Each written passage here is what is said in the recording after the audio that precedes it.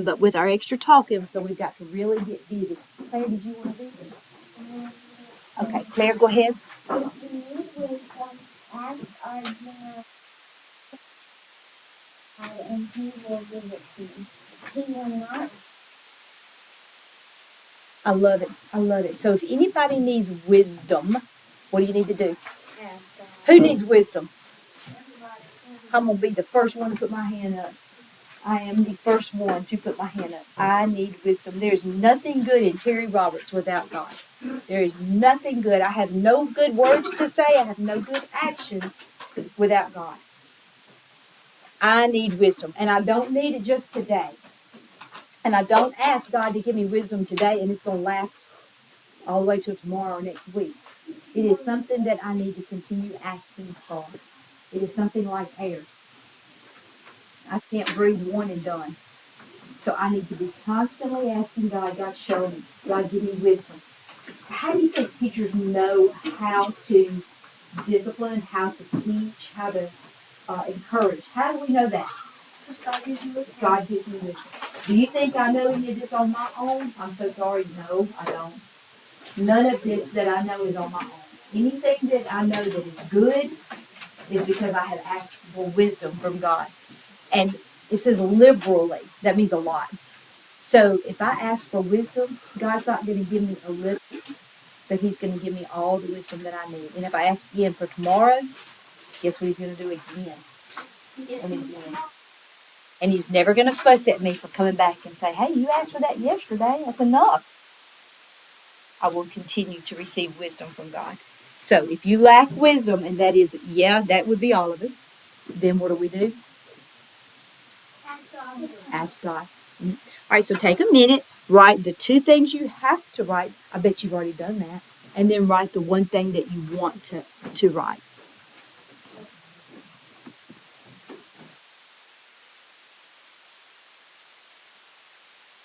We are actually going to finish up our science chapter today and then have a little bit of time to kind of do a little review.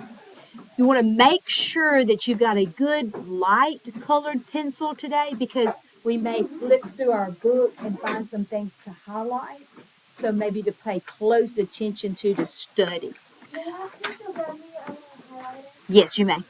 Now, don't use a liquid highlighter in your book because it will bleed through. Use a crayon or a colored pencil. Oh. All right, so today, the last little section. So yesterday, Caroline, we were talking about the things that plants provide for us. And we said that plants provide clothing because of cotton. Plants provide furniture, wood. Plants provide, this was the one that blew our mind, rubber. Erasers are made from rubber, and rubber is harvested. It's a sap that's harvested from certain trees, like a rubber tree. I have a bunch of trees on my desk. There used to be a song, oops, there goes another rubber tree. I don't know that song. Anyway, but there was a song. Now, today we're going to talk on page 38 about responses to touch, responses to light, and responses to gravity. Well, that's a cool one. So if I drop Lila's ponytail, it responds to gravity and it falls. What you got, Fran? Don't sharpen it. Grab one out of the box that's already sharpened, but that makes noise for us. Okay, so responses of plants. How do plants respond to things around them? First of all, do plants respond to things around them? Well, some things like they respond to the light. They respond to light. Like acclimating. Like acclimating to light. What's happened to this plant? It's going to the light. It's turning itself to the light. So it's dripping already. This tomato. So if I turn it around, then in a couple of days, what's it going to do? It's going to face that way to the other way. It's going to turn back around to the light. And I'm going to leave it this way because I want all sets of classes to see how it has turned itself wholeheartedly toward that light. All right, so I'm going to read for us today because we're going to kind of move a little quickly. Responses of plants. God created plants with the amazing ability to respond to things around them. Plants do not always grow in perfect conditions. Well, duh. Have you ever been on concrete and saw a crack in the concrete and a little plant was sprouting up through? Is that a perfect spot for that plant? No, but it sure is trying, isn't it? I think that's good for me too. I may not always be in a perfect situation, but I could try hard. Okay. Sometimes they have too much water, too little water. They may get too hot, they may get too cold. Ooh, plants can get stepped on and broken. Like those things, those little cuttings that I brought. Kaylin's dog Nugget comes to visit me every now and then. When she comes home, she brings Nugget, and Nugget loves to run right through those plants. And after he leaves, they're broken and laying over, and like Nugget. So plants aren't always in the most protected and perfect environment. They get stepped on, they get broken, but still they have a job to do. They've got to take in sunlight, they've got to produce food, or they will not grow and survive. Some plants do not get all their nutrients from the soil. What? Huh.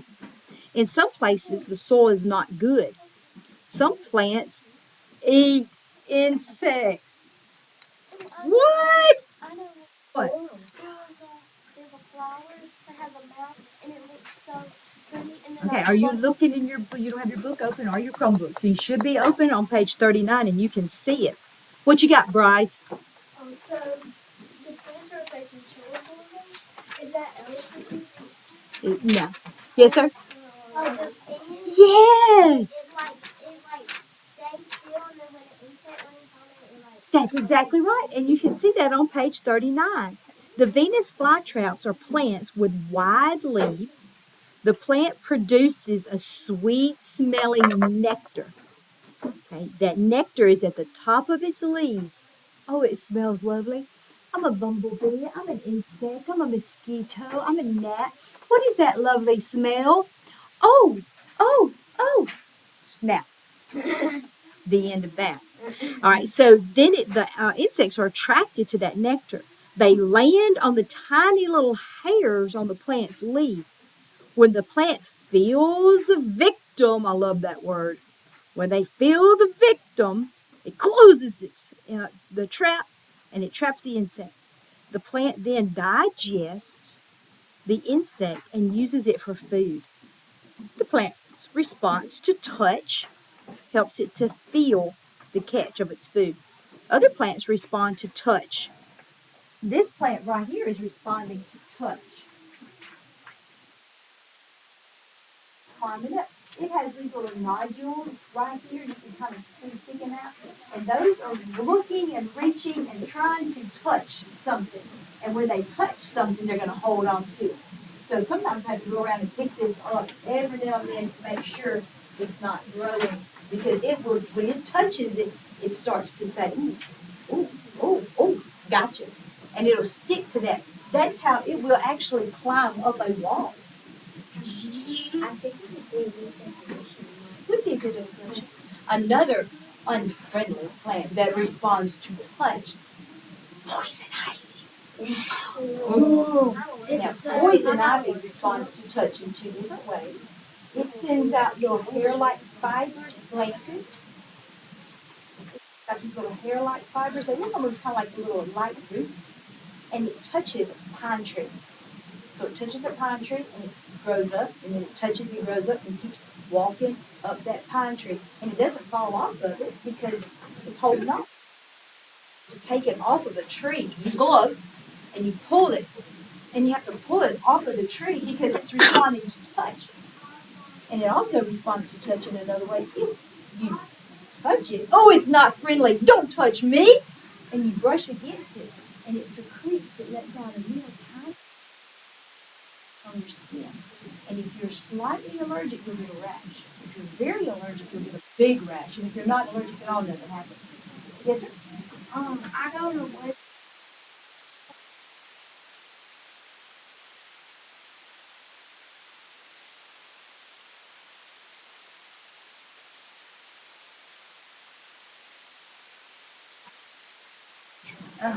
And it does. It responds to touch in two ways.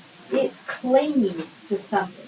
Poison ivy will come up on the ground and it'll grow up like it's just a little sprig, but if it gets close to something, it sprouts up. There it is.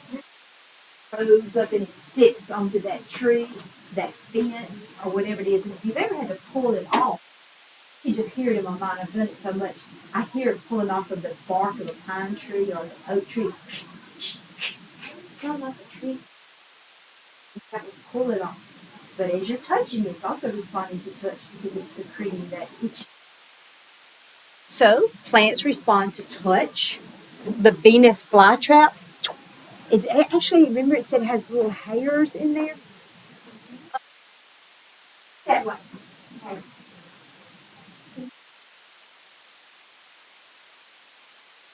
Huh? Your hairs move. Okay. So the fly trap has little hairsies in the leaf. And when an insect is, oh, that smells so good. What is that nectar? Fly trap goes, I think I'll have company. Yum. Who's for dinner tonight? Shoo! And he grabs a hold to it and he eats it. So they're responding to touch. How fast are you getting I need a video. It's kind of slow. I need to find a video. I'll see if I can do that and show us. It's flat first and then they'll get more attention. Yeah, it's not like. Okay, and if we turn the page on 40, holy smoke, there's a plant that's doing just what our plant's doing. Do you see that little plant there? Plants need light because it gives them energy food. So they got to have light. So maybe they're half in a shade, kind of like this little plant there. A plant will grow toward the light. Maybe you've seen plants in a shady area kind of leaning. They're not growing straight. They're growing toward the light. Go to the light, go to the light. Because that light is going to equal energy. And they got to have that or they will die. They will die. Now, some plants respond to gravity, like Lila's hair responded to gravity. Claire's hair will respond to gravity. Is it going to stay up? No. I feel like hair. Yep. It's going to fall because gravity is pulling it down. So, response to gravity. So plants respond to gravity. And I had this issue with a plant at home. I had this really tall plant. And I don't understand this. And Caitlin and I have talked about it. Like, if the plant's growing that big and that fast, why isn't the stalk thicker? Something has not adapted well. But the stalk is thin, and this plant has grown straight up, and it started leaning. And it was leaning against the wall at my house. So I had to put a pole in this big, huge plant. And this plant is like almost 20 feet tall. That ceiling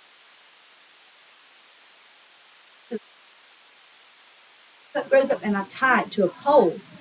If I don't, guess what's going to happen to it? Mm-hmm.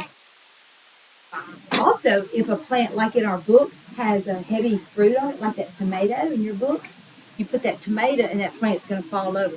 Does anybody have tomato plants? What do we do with tomato plants? Put them on a pole. We don't eat plants. We put them on a pole. We put them in a cage.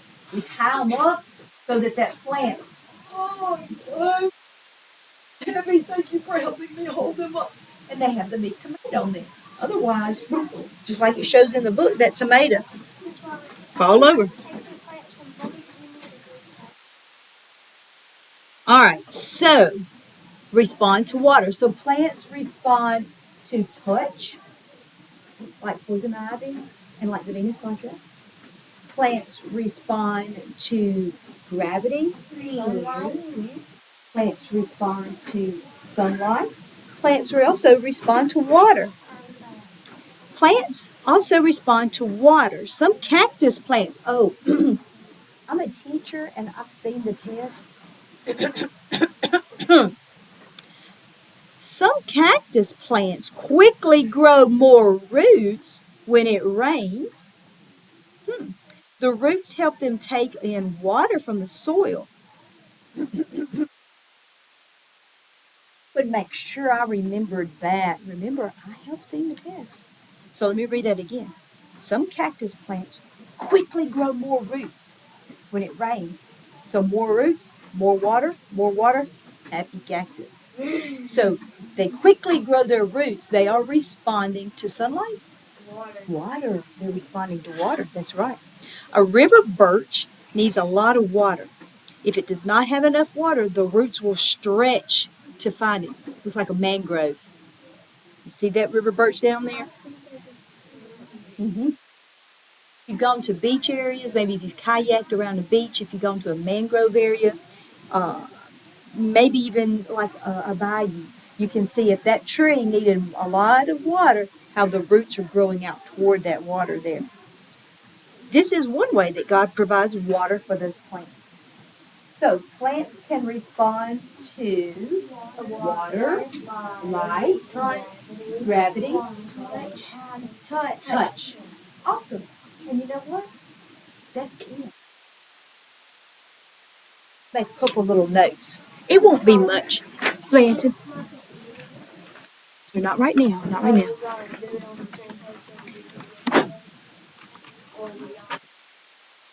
We're going to go to a new page. Yes. Okay.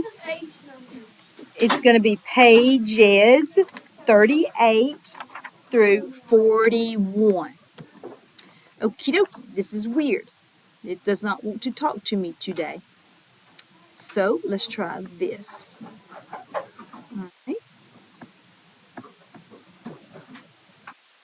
So go ahead on your left-hand side, and you could go ahead and write for me without me doing it yet. Put pages 40 slash, oh wait, no, page 38 slash 41. All right, let's try this again.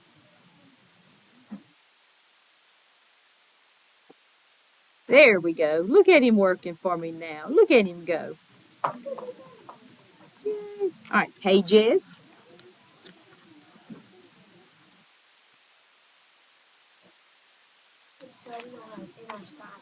We're going to go over that in just 1 second. And that's why we got that highlighting pencil. So we can make a little mark. Okay, so study dot. Are you on the left-hand side? Good.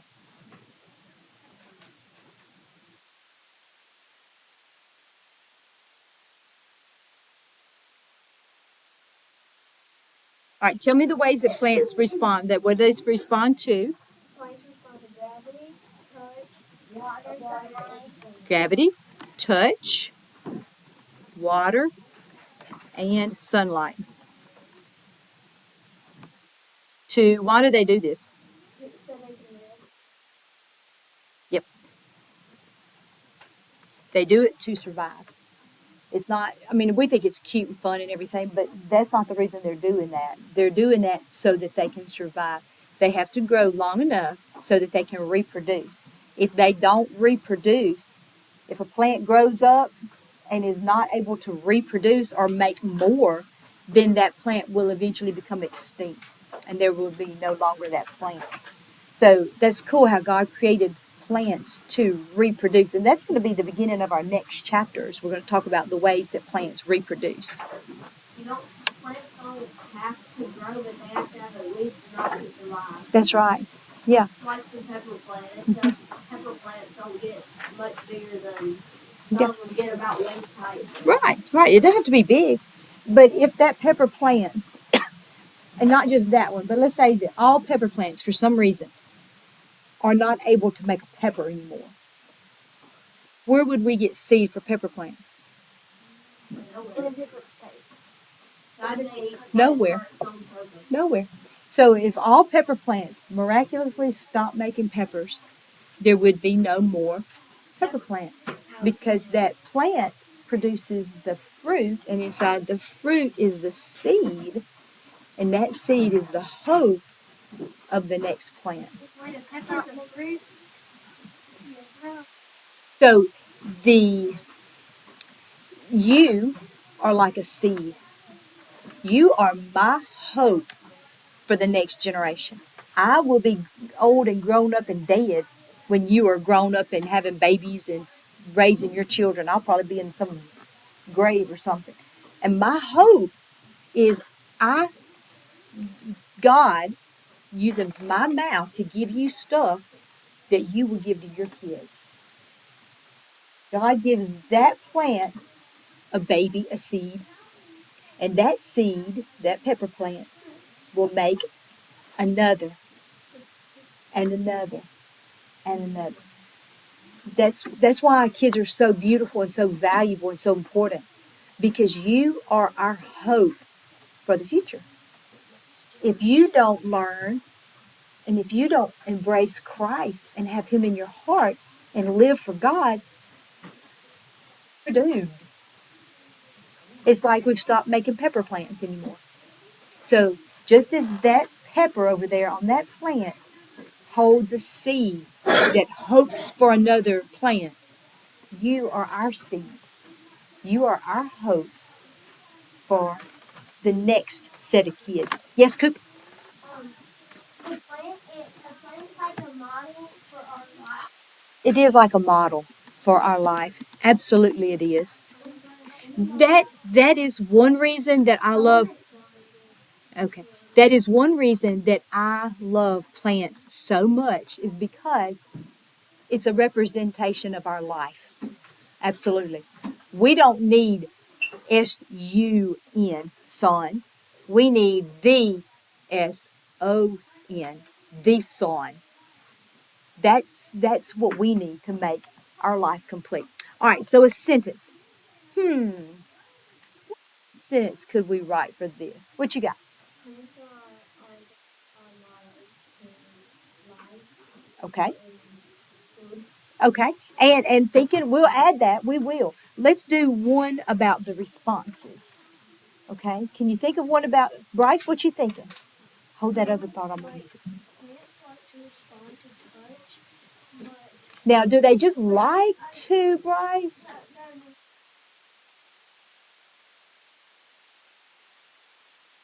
some respond to gravity And tell me the reason why. and water. Why? They respond to touch and gravity sometimes because certain plants have certain And why is the overriding fact? sun. What is the overriding fact? If they don't try to get what they need, what's going to happen to them? They're going to die. All right, Cooper, what you thinking? You want to add to it? If plants don't respond to touch and water and sunlight, then they won't be able to reproduce. If plants do not respond to, how about we say their surroundings? No, no. Where is this?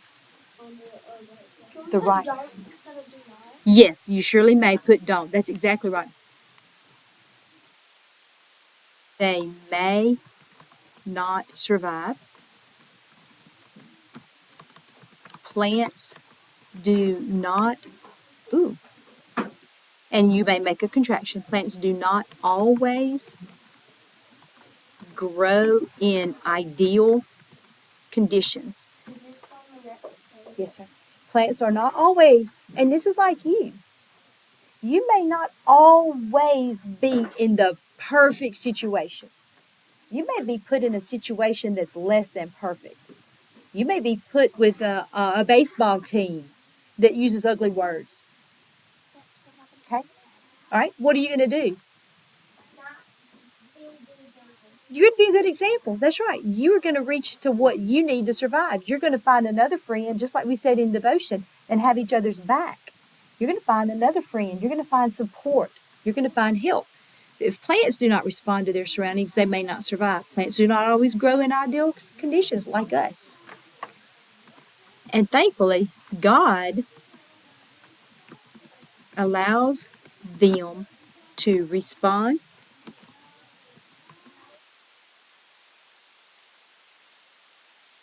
to light, touch, gravity, water, and what am I missing?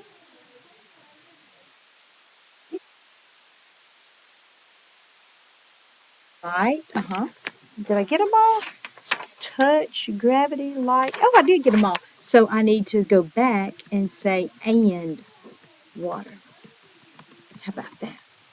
What do you need to put a comma before and?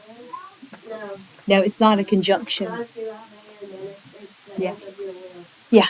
Like listing verses. Perfect. Perfect, Brant. Good job. If plants do not respond to their surroundings, they may not survive. Plants do not always grow in ideal conditions. God allows them to respond to light, touch, gravity, and water. And then, going along with what Cooper and Lila just said, plants are a good model for our life.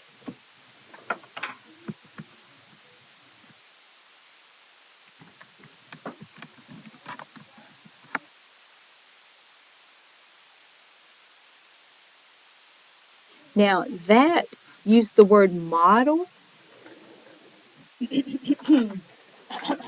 Model.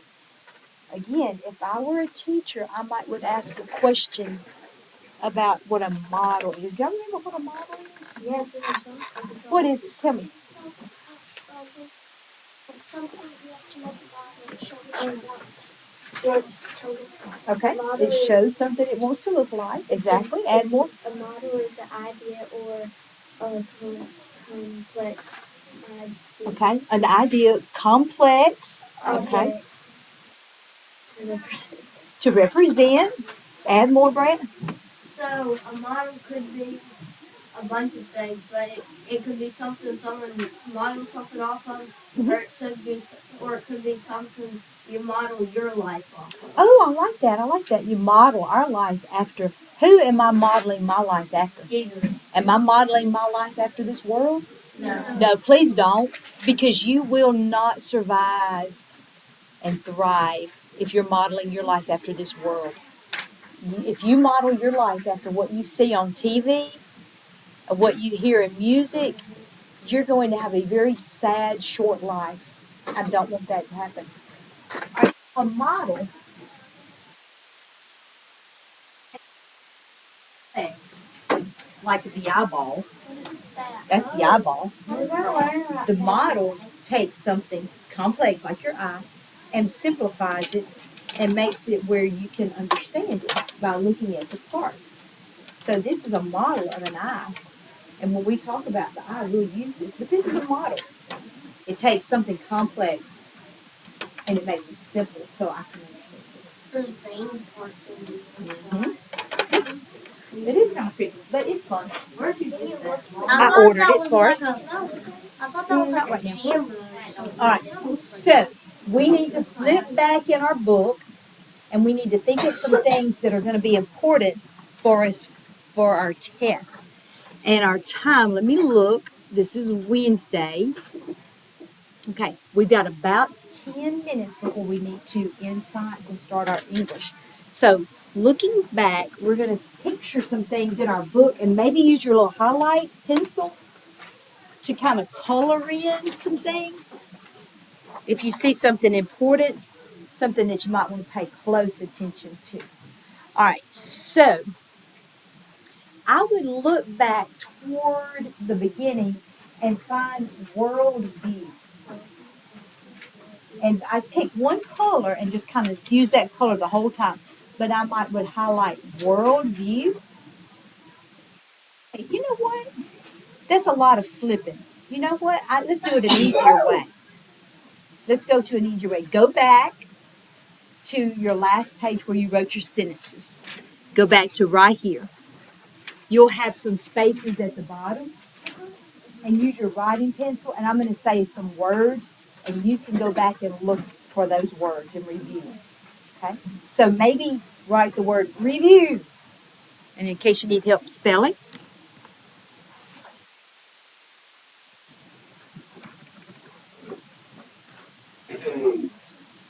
All right. So I would look over worldview.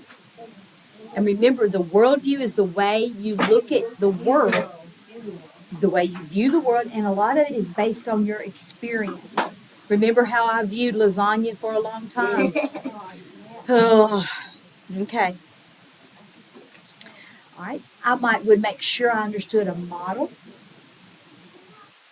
and you don't have to worry about spelling. Are you writing them, Peyton? These are some things I probably would write so I would look back up. Model. That would be something that I would think would be a testable item. Um, I would put oxygen and carbon dioxide and know which what we get, what we give, and know what plants get and give. So breathe in and say, oxygen. Breathe out and say, carbon dioxide. All right, do it again. Oxygen. Carbon dioxide. And if you happen to be a furry little fuzzy green plant, it would be the opposite. That's why we work so well together.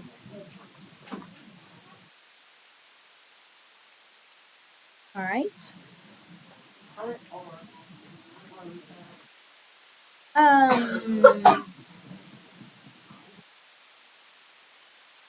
maybe you write, how do plants respond to water? Hmm. Like, is that is that That's a hint. Yeah. You want to know how plants respond to water planting? Are you writing your review words down? Talking them, you have to listen. They're not on the screen. We're talking them out. We've named, how many have we named? Five. Four or five? Five. Where do we study that on school? In your notes or Chromebook. So what's your Well, just catch up with us because we've already gone through five. Okay. I might would want to know. Oh, do you think you could label the parts of a plant, the external parts? What are those? stem, Leaves, flowers, flowers, flowers, roots. We have a plant in our book. We can just look back. What else? Stem, We got the stem. Start from the bottom. Start from the bottom so you get them all. Roots, stem, leaves, flowers, fruit. Good, good. Yes, sir? On the trees, what about the trees now? Crown, okay. Yeah, the crown. That's the top. All right, so do you have the parts of a plant? We've written that. It's glued in. And Allie Grace said, hey, we could just study the parts of the plant that glue in. All right. Do you think you know about photosynthesis? Let me help you with the spelling. Photo, that's photo. Syn, sin. Thesis. And if you don't spell it quite right, that's totally fine. These are just notes for you to kind of remind. So if you look at that, can you make out that you wrote photosynthesis, even if it's not spelled right? Um. Oh. Just as a review, what are the two external parts of the plant that helps with reproduction? No, external that help with reproduction. Fruit and flowers. Okay. Fruit and flowers help with reproduction. That would be something I would know. Bryce, are you writing them down? Now, some of you are looking at the screen. This is not. I'm not writing this on the screen. This is listening with our ears. Yeah, I would say fruit, flowers, reproduction. You don't have to write a whole bunch out. So if there was a question that said, name two external structures that help with reproduction. Fruit and flowers. Yeah. And it may say that roots and flowers help with reproduction. True or false? False, because roots aren't one of them. Oh, Do you ever eat flowers? Yes. Yes. I was Cauliflowers, cauliflower, uh, broccoli. Yep. And artichoke. Well, that's not a, It's a leaf. that's a leaf. So you might want to write, we can some flowers and maybe kind of refresh your memory about eating flowers. Now, should I go out in the yard and just graze like a cow? No. A dog could have come by and sprinkled some, TT on the flower. So grandpa could have sprayed some bug spray on that flower. A bird may have landed and pooped on that flower. Don't just go out and graze. But yeah, if you're in a life or death situation, I would definitely go out and use my good knowledge and wash a plant and try to eat it. Definitely. If you're in Alaska, do you know what to do? Nine what? I don't know. I haven't counted. Yes, sir. That's 80. Well, there's others you can eat in the wild, but that is a good one. That is a good one. All right. Hold on. Shh. Hey, what is it, Ellen, darling?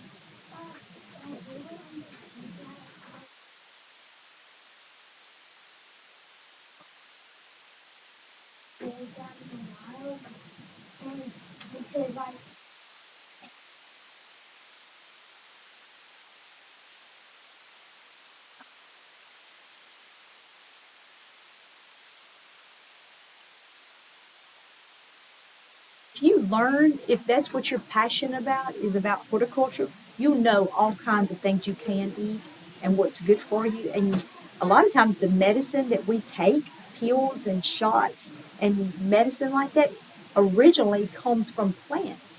So there are plants that if you study that, you can know that this plant's going to help with something.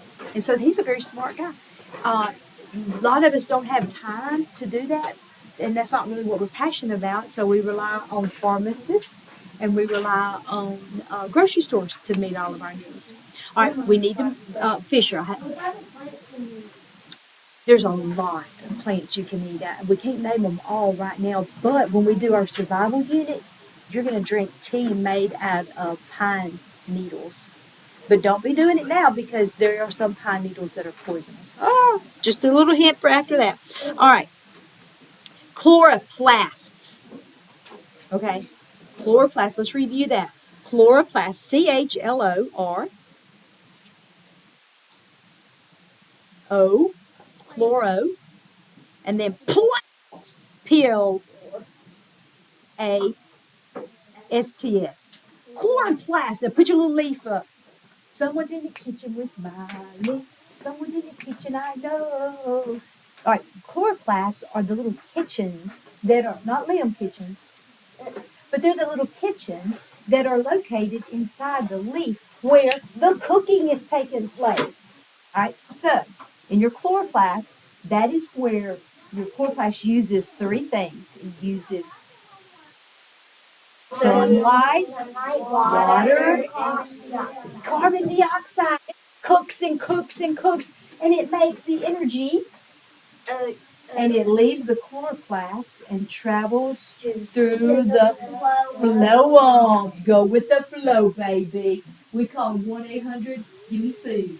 And it takes it from the kitchen through the phloem and delivers it. So I will make sure I know that chloroplast and what the phloem does. Phloem, PH.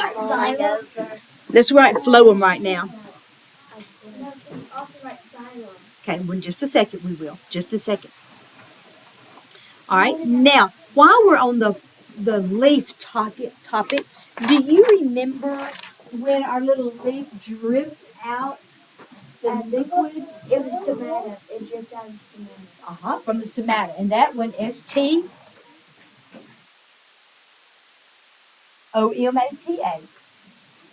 Make sure you know the stomata. Is our science testimony? Paper. All right, so. Okay. Is this question All right, now, hey, there was one thing that I wanted to go over again. Okay, let's go ahead and while we're in this area, let's take care of Ainsley. Ainsley want to do the xylem. See why? Xylem. Xylem. X. X is at the end of the alphabet. Xylem starts at the end of the stem in the roots. Xylem. Good up. Did you say X. It's X. Sounds like you said zero. But it's xylem. I'm sorry. Did I say X? You said I said it's X is toward the end of the alphabet. A, B, C, D, F, G, H, I, J, K, L, M, N, O, P, Q, R, S, T, U, V, W, X, Y, Z. Close to the end. And xylem starts at the end of the stem and the roots. And it comes up. And you take water and nutrient. To the leaves. What's inside the leaves? What's the kitchen called? The chloroplast. Chloroplast. Edge with those three things, and then it sends it through the phloem. You got it. If you know that, you're grooving. There was one thing I forgot. Oh. All right. This little plant right here. This little plant of mine. Okay, this little plant right here.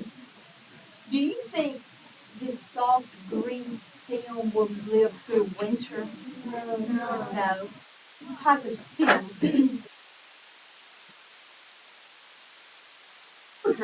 An evergreen. Or a tree. A tree.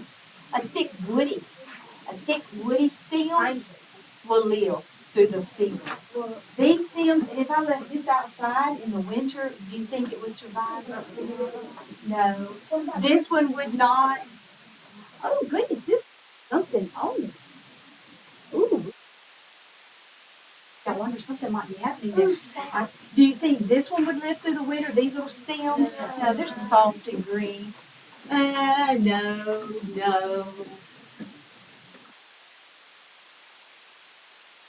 No, none of those would live through the winter. In fact, these died in my house. They're in the yard, and they died. Look at all the roots that those suckers have made.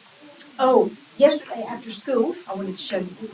I wasn't for sure if the leaf would sprout. Check out that leaf.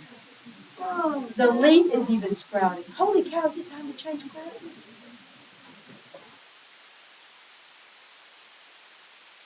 I thought it was. Yep. Holy smoke. We love dragon shadows. We sure did. Okay. We did not. Holy cow. All right. So those are some things that if I were you, The packet for I would study for my test tomorrow. All right. So while we are